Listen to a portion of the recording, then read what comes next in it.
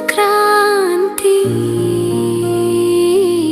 తెచ్చింది మనలోన దివ్యకాంతి. వచ్చింది వచ్చింది ఆత్మిక సంక్రాంతి, తెచ్చింది మనలోన దివ్యకాంతి. పరమాత్మ స్మృతితో సత్యయుగానికి స్వాగతం పలుకుదా. వచ్చింది వచ్చింది ఆత్మిక సంక్రాంతి, తెచ్చింది మనలోన దివ్యకాంతి.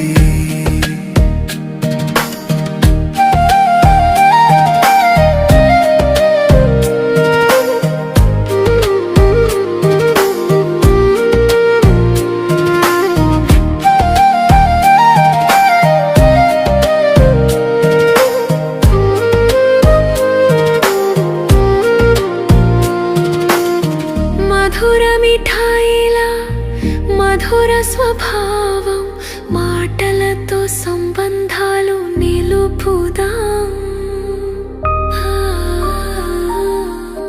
మధుర మిఠాయిలా మధుర స్వభావం, మాటలతో సంబంధాలు నిలుపుదాం. అందరి సుఖమే మన సంకల్పం, నిర్మల మనసుతోనే దైవీ భావం.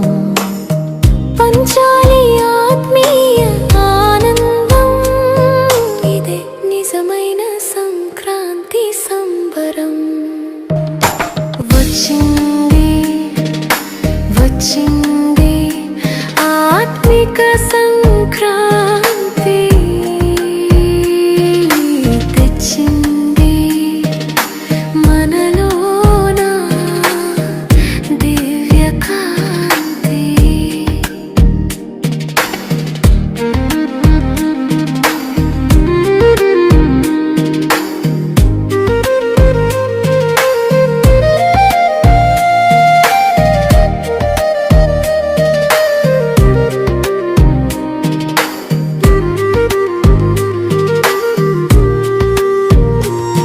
మనసు అనే గాలిపటం ఎగరాలి పై పైకి, బాబా స్మృతి దారంతో చేరాలి ఆ ఇంటికి. మనసు అనే గాలిపటం ఎగరాలి పై పైకి, బాబా స్మృతి దారంతో చేరాలి ఆ ఇంటికి. ఇది అమృత ఘడియల సమయం, ముక్తిధామం వైపు సాగుదాం. గగనమంతా తేలికగా విహరిద్దాం, ఇదే నిజమైన సంక్రాంతి సంబరం. వచ్చింది వచ్చింది ఆత్మిక సంక్రాంతి, తెచ్చింది మనలోన దివ్యకాంతి. వచ్చింది వచ్చింది ఆత్మిక సంక్రాంతి, తెచ్చింది మనలోన దివ్యకాంతి. పరమాత్మ స్మృతితో సత్యయుగానికి స్వాగతం పలుకుదా. వచ్చింది వచ్చింది ఆత్మిక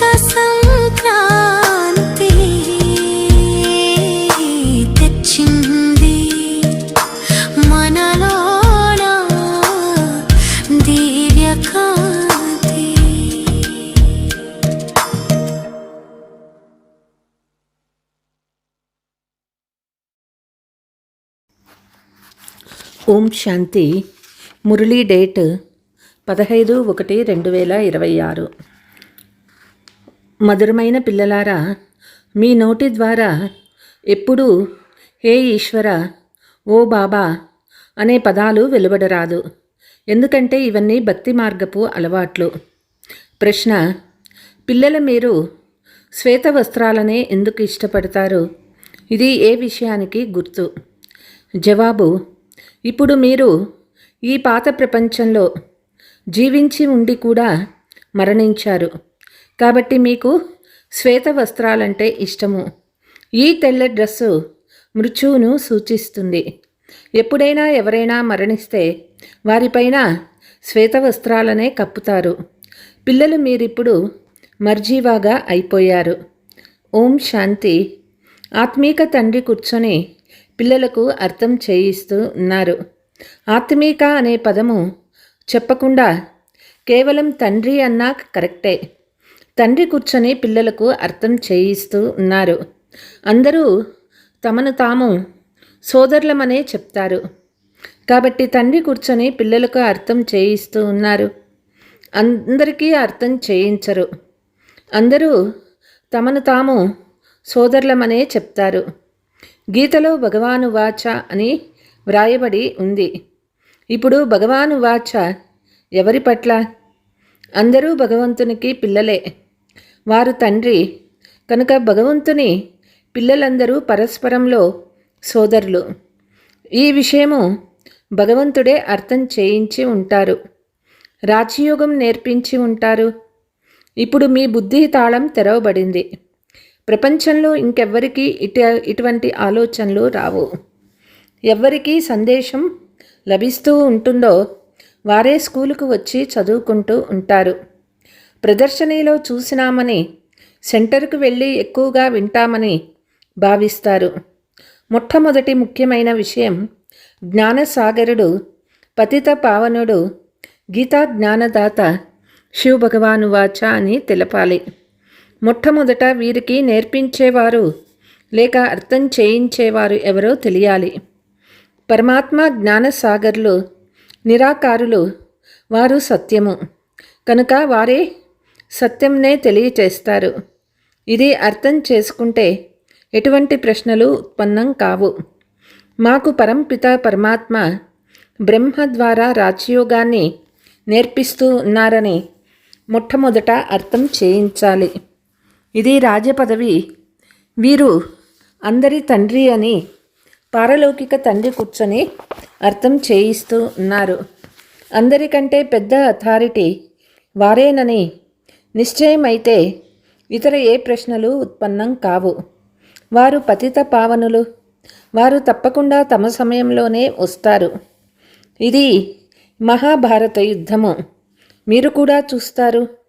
వినాశం తర్వాత మళ్ళీ నిర్వికారి ప్రపంచం స్థాపన అవుతుంది. ఇది వికారి ప్రపంచము. భారతదేశం నిర్వికారిగా ఉండేదని మనుషులకు తెలియదు. బుద్ధి కొద్దిగా కూడా పని చేయదు. గాడ్రేజ్ తాళం వేయబడి ఉంది. దాని తాళం చెవి ఒక తండ్రి వద్ద మాత్రమే ఉంది. అందుకే వారిని జ్ఞానదాత, దివ్య చక్షు విధాత అని అంటారు. జ్ఞాన మూడవ నేత్రాన్ని ఇస్తారు. మిమ్మల్ని చదివించేవారు ఎవరో ఎవ్వరికీ తెలియదు. దాదా అని భావించి విమర్శిస్తూ ఉంటారు. ఏదో ఒకటి అంటూ ఉంటారు. కనుక మొట్టమొదట ఈ విషయాన్ని అర్థం చేయించండి. ఇందులో శివ భగవాను వాచ అని వ్రాయబడి కూడా ఉన్నది. వారు సత్యము. నేను పతిత్ పావనుడైన శివుడునని శాలిగ్రామంను చదివించేందుకు పరంధామం నుండి వచ్చానని తండ్రి భావిస్తారు. తండ్రి జ్ఞానసాగర్లు సృష్టి ఆది మధ్యాంత రహస్యాన్ని అర్థం చేయిస్తూ ఉన్నారు. ఈ శిక్షణ మొదలైనవి ఇవి ఇప్పుడు మీరు మాత్రమే బేహద్దు తండ్రి ద్వారా లభిస్తూ ఉన్నాయి. వారే సృష్టి రచయిత. పతిత సృష్టిని పావనంగా చేసేవారు. ఓ పతిత పావన రండి అని వారినే పిలుస్తారు. కనుక మొట్టమొదట వారి పరిచయమే ఇవ్వాలి. పరంపిత పరమాత్మతో మీకున్న సంబంధం ఏమిటి? వారు సత్యమైన వారు. నరుణ్ణి నారాయణుడుగా అయ్యేందుకు సత్యజ్ఞానం ఇస్తారు. తండ్రే సత్యమని, వారే సత్యఖండాన్ని తయారు చేస్తారని పిల్లలకి తెలుసు. పిల్లలు నరుణ్ నుండి నారాయణుడుగా అయ్యేందుకు ఇక్కడికి వస్తారు. బ్యారిస్టర్ వద్దకు వెళ్ళేవారు మేము బ్యారిస్టర్గా అయ్యేందుకు వచ్చామని భావిస్తారు. మమ్మల్ని భగవంతుడు చదివిస్తూ ఉన్నారని మీకు నిశ్చయం ఉంది.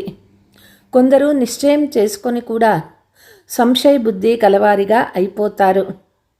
అప్పుడు నీవు భగవంతుడే చదివిస్తూ ఉన్నారని అనేవాడివి కదా, మరి భగవంతుణ్ణి వదిలి ఎందుకు వచ్చావు అని మనుషులు వారిని ప్రశ్నిస్తారు. సంశయం వచ్చినప్పుడే వదిలి పారిపోతారు. ఏదో ఒక కర్మ చేస్తూ ఉంటారు. భగవాను వాచ కామ మహాశత్రువు. దానిపై విజయం పొందితేనే మీరు జగజ్జీత్గా అవుతారని, ఎవరైతే పావనంగా అవుతారో వారే పావన ప్రపంచంలోకి వెళ్తారు. ఇది రాజ్యోగము. మీరెళ్ళి అక్కడ రాజ్యం చేస్తారు. మిగిలిన ఆత్మలంతా తమ తమ లెక్కాచారాలను ముగించుకొని ఇంటికి వాపస్ వెళ్ళిపోతారు. ఇది వినాశ సమయము. సత్యయుగ స్థాపన తప్పకుండా జరుగుతుందని మీ బుద్ధి చెప్తుంది. పావన ప్రపంచాన్ని సత్యయుగమని అంటారు. మిగిలిన వారంతా ముక్తిధామానికి వెళ్ళిపోతారు. వారు మళ్ళీ తమ పాత్రను పునరావృతం చేయాలి. పావనంగా అయ్యి పావన ప్రపంచానికి అధికారులుగా అయ్యేందుకే మీరు కూడా మీ పురుషార్థం చేస్తూ ఉంటారు. అందరూ తమను తాము అధికారులుగా భావిస్తారు కదా. ప్రజలు కూడా యజమానులే. ఇప్పుడు ప్రజలు మా భారతదేశం అని అంటారు కదా. గొప్ప గొప్ప మనుషులు, సన్యాసీలు మొదలైన వారు కూడా మా భారతదేశం అని అంటారు. ఈ సమయంలో భారతదేశంలో అందరూ నరకవాసులుగా ఉన్నారని మీరు భావిస్తారు. ఇప్పుడు మనము స్వర్గవాసులుగా అయ్యేందుకు రాజయోగాన్ని నేర్చుకుంటున్నాము. అందరూ స్వర్గవాసులుగా అవ్వలేరు. ఈ జ్ఞానము ఇప్పుడు తెలిసింది. వారంతా శాస్త్రాలను వినిపిస్తారు. వారిది శాస్త్రాల అథారిటీ. తండ్రి చెప్తూ ఉన్నారు, భక్తి మార్గంలోని వేద శాస్త్రాలు మొదలైనవన్నీ చదవడం వలన మెట్లు దిగుతూ వచ్చారు. ఇదంతా భక్తి మార్గము. తండ్రి చెప్తూ ఉన్నారు, భక్తి మార్గం పూర్తయినప్పుడు నేను వస్తాను. నేనొచ్చి భక్తులందరికీ భక్తి ఫలం ఇవ్వాలని ఉంటుంది. భక్తులచే మెజారిటీ ఓ గాడ్ ఫాదర్ అని అందరూ పిలుస్తూ ఉంటారు. భక్తుల నోటి నుండి ఓ భగవంతుడా, ఓ గాడ్ ఫాదర్ అని తప్పకుండా వెలువడుతుంది. ఇప్పుడు భక్తికి జ్ఞానానికి వ్యత్యాసం ఉంది. మీ నోటి నుండి ఎప్పుడు ఓ ఈశ్వర, ఓ గాడ్ ఫాదర్ అనే శబ్దాలు రావు. మనుషులకు ఇలా పిలవటం అలవాటు అయిపోయింది. అర్ధకల్పం నుండి అలవాటైపోయింది. తండ్రి అని మీకు తెలుసు. మీరు హే బాబా అని పిలిచే అవసరం లేదు. తండ్రి నుండి మీరు వారసత్వం తీసుకోవాలి. మొట్టమొదట మేము తండ్రి నుండి ఆస్తి తీసుకుంటున్నామనే నిశ్చయం మీకు ఉంటుంది. తండ్రి పిల్లలను ఆస్తి తీసుకునేందుకు అధికారులుగా తయారు చేస్తారు. వీరు సత్యమైన తండ్రి కదా. వీరు నా పిల్లలని, వీరికి నేను జ్ఞానామృతాన్ని త్రాగించి జ్ఞాన చితిపై కూర్చోపెట్టి గాఢమైన నిద్ర నుంచి మేల్కొల్పి స్వర్గానికి తీసుకువెళ్తానని తండ్రికి తెలుసు. ఆత్మలు అక్కడ శాంతిధామము, సుఖధామంలో ఉండేవని బాబా అర్థం చేయించారు. సుఖధామాన్ని నిర్వికారి ప్రపంచమని అంటారు. దేవతలు సంపూర్ణ నిర్వికారులు కదా. శాంతిధామము మన మధురమైన ఇల్లు. అది మన ఇల్లు అని పాత్రధారులైన మనమంతా శాంతిధామం నుండి పాత్ర చేసేందుకు వస్తామని మీకు తెలుసుకున్నారు.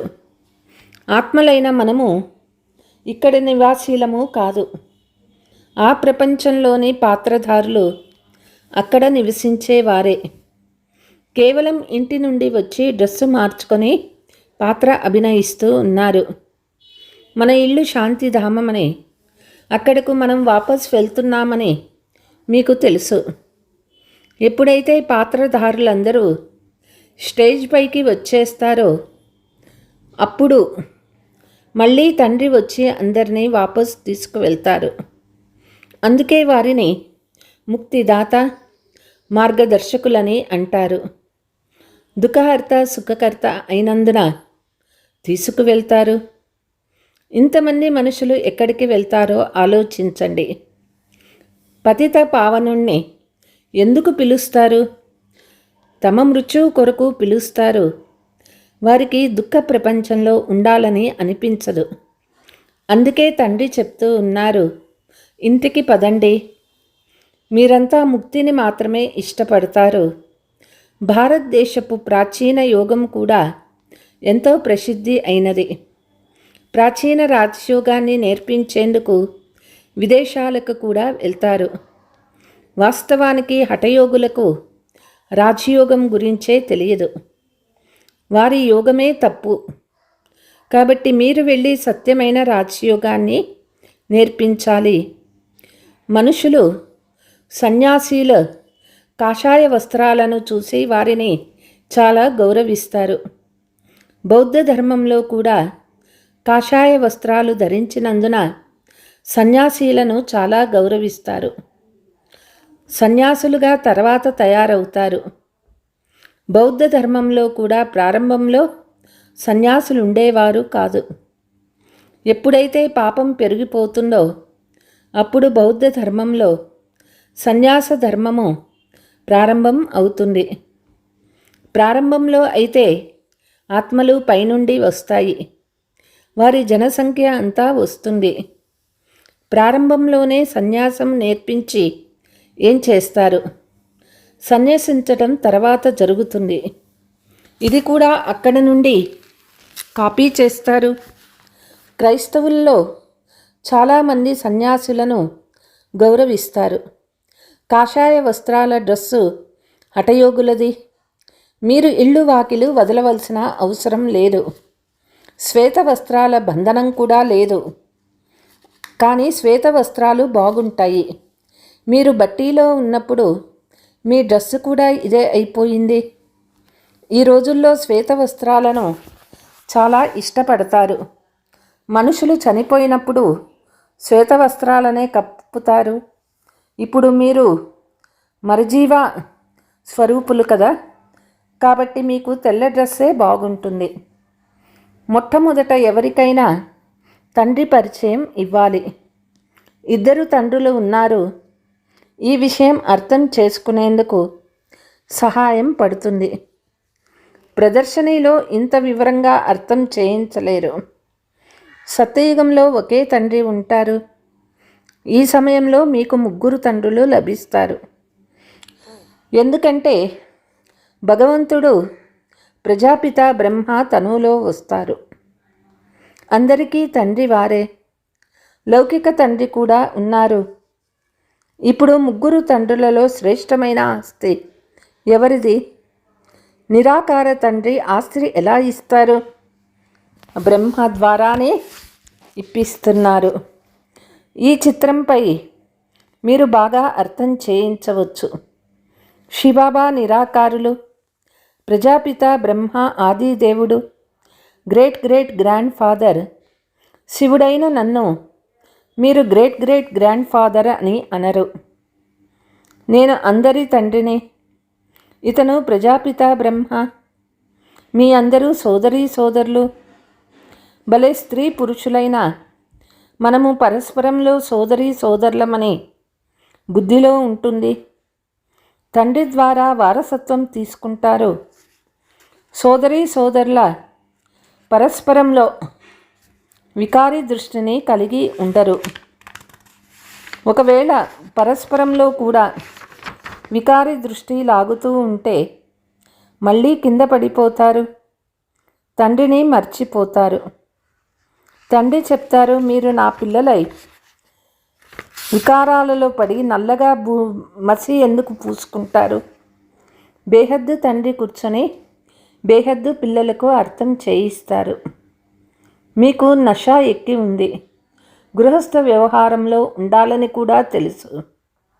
లౌకిక బంధుమిత్రులతో కూడా బాగుండాలి, సంబంధాన్ని నిభాయించాలి. లౌకిక తండ్రిని మీరు తండ్రి అనే సంబోధిస్తారు కదా, సోదరుడు అనేని అనలేరు. అచ్చా, मीठे मीठे सिकीलते बच्चों प्रति मात पिता बाप दादा का याद प्यार और गुड मॉर्निंग. रूहानी बाप की रूहानी बच्चों को नमस्ते. हम रूहानी बच्चों की रूहानी मात पिता बाप दादा को याद प्यार गुड मॉर्निंग डबल नमस्ते. ధారణ: సోదర దృష్టిని అభ్యాసం చేస్తూ లౌకిక బంధనాలతో తోడు నిభాయించాలి. చాలా యుక్తితో నడవాలి. వికారి దృష్టి కొద్దిగా కూడా ఉండరాదు. వినాశ సమయంలో సంపూర్ణ పావనులుగా అవ్వాలి. తండ్రి ద్వారా సంపూర్ణ వారసత్వాన్ని పొందేందుకు బాగా చదువుకొని పతిత పావనుడైన తండ్రితో యోగం జోడించి పావనంగా అవ్వాలి. వరదానము: తమ సంపూర్ణత యొక్క ఆధారంపై సమయాన్ని సమీపంగా తీసుకొచ్చే మాస్టర్ రచయిత భవ. సమయం మీ రచన, మీరు మాస్టర్ రచయిత. రచయిత తన రచనపై ఆధారపడి ఉండడు, రచయిత రచనను అధీనం చేసుకుంటాడు. కాబట్టి సమయం దానంతకదే సంపూర్ణం చేసేస్తుందని అనుకోకండి. మీరు సంపూర్ణమై సమయాన్ని సమీపంగా తీసుకురావాలి. అలాగే ఏదైనా విఘ్నం వస్తే సమయ ప్రమాణంగా తప్పకుండా పోతుంది. కానీ సమయానికి ముందే పరివర్తన శక్తి ద్వారా దానిని పరివర్తన చేయండి. అప్పుడు దాని ప్రాప్తి మీకు కలుగుతుంది. సమయం యొక్క ఆధారంపై పరివర్తన చేస్తే దాని ప్రాప్తి మీకు కలగదు.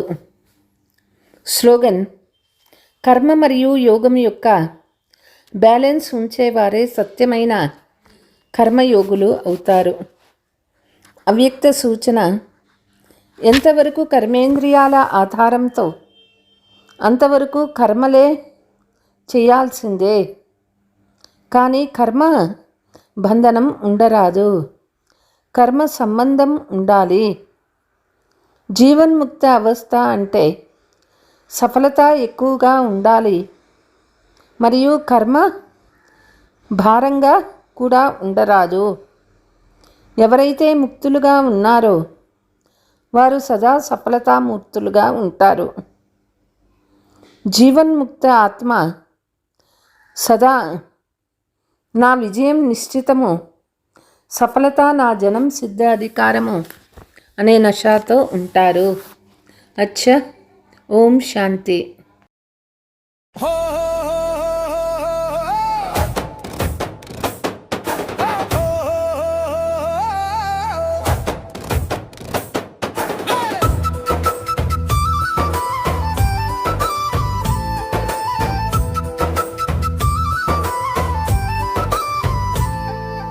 ముగ్గుల ముంగిట మురిసింది సంక్రాంతి, ముక్తిధామం నుండి వచ్చింది మన శాంతి.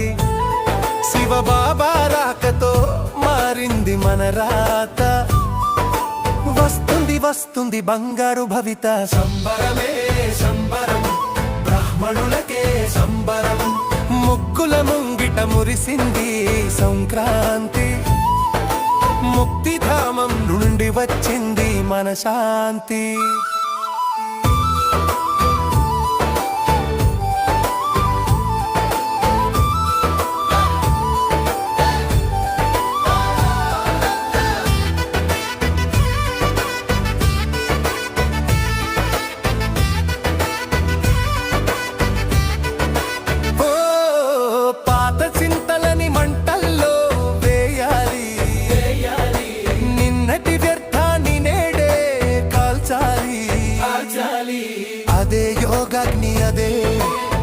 భోగి మనసా వాచ కర్మణ అవ్వాలి నువ్వు యోగి దుఃఖాలన్నీ దహనం సుఖశాంతుల జననం బాబా స్మృతిలోనే జరుగును ఆత్మశుద్ధి ముగ్గుల ముంగిట మురిసింది సంక్రాంతి ముక్తిధామం నుండి వచ్చింది మనశాంతి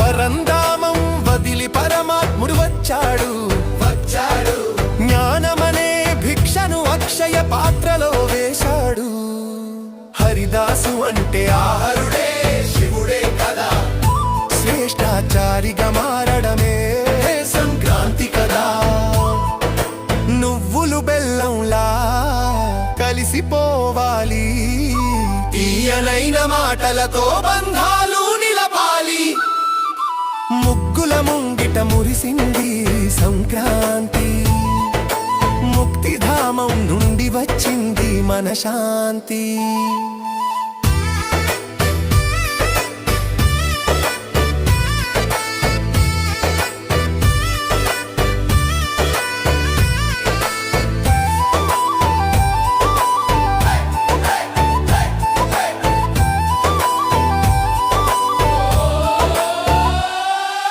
పచ్చని పంటలు కళకళలాడాలి